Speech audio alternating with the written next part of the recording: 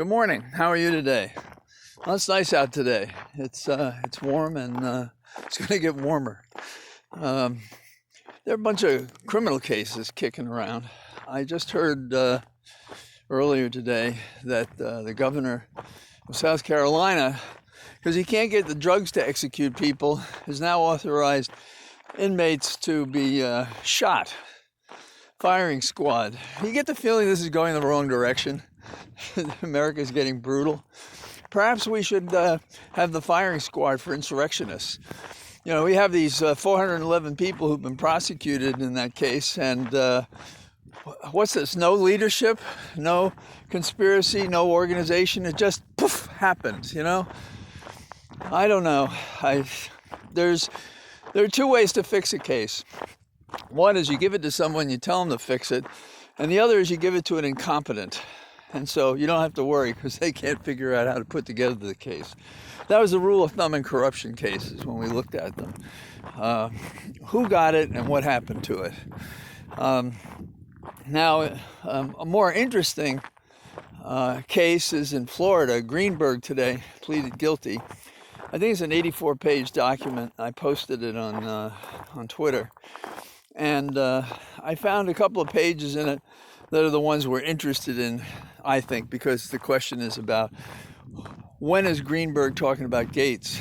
And of course, they don't name Gates in the description, the statement of facts of what he's agreeing that he did. They describe them as others. But I put up the excerpt and the documents that I think are the pertinent ones to point the finger toward Gates. We'll see how that works out in the days ahead. The other thing is it's very interesting. This guy in Colorado committed a murder of his wife, and while they were still looking for her, he was telling the world that she voted for Trump. So they have two investigations of him: the murder charge and the voting fraud. I think it's appropriate that if there's voting fraud, that it should be done by a Trump voter for another voter that really couldn't vote, in part because he murdered her.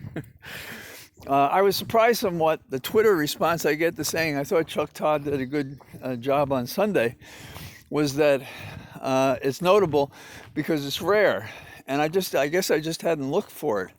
It's always been a concern of mine. I shout at people on the air when they don't ask the tough questions. They don't know the facts well enough to counter what BS, particularly Republicans in their disinformation campaign, say these days. Chuck Todd was on with Crenshaw, and Crenshaw was basically saying, oh, I've heard from the voters, and they're concerned about other things. They're not concerned about Trump and the election, which is a lie, obviously. All you have to do is look at the polls. You don't have to choose this guy. But these guys, you can't believe a thing they say anymore. They have no credibility. And back when we were talking about what Trump did in the investigation, Ari would say something like, well, Trump said this, what do you think? And I said, I don't believe a thing he says unless he's admitting something against interest. And the same is true with any of these guys. You can't believe what they say unless they're telling you, I committed an offense, or I did something that you would characterize as misconduct. In the category of crazy politics, Texas being one of those places, it's hard to believe that McConaughey is going to put away his bongo drums and run for the governorship of Texas. Might be more fun. Of course, some people said that about Trump, and I didn't find that to be fun at all. I really think you have to take government a lot more seriously. And there are actors who, have had the background to be administrators and so forth. Certainly Reagan didn't when he became governor of California.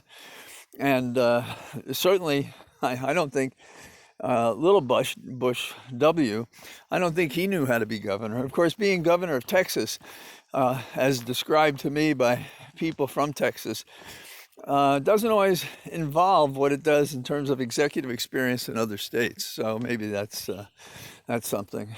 What else is going on?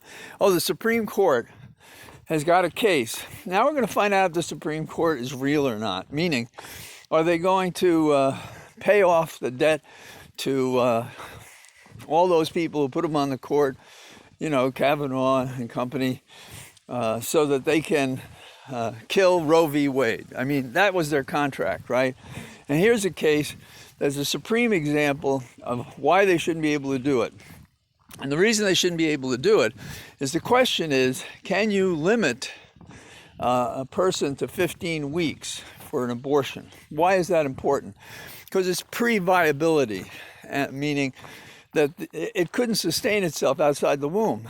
It's not quickened yet, which is the language. So not until something like 23 to 24 weeks do you have, did I say 15 weeks?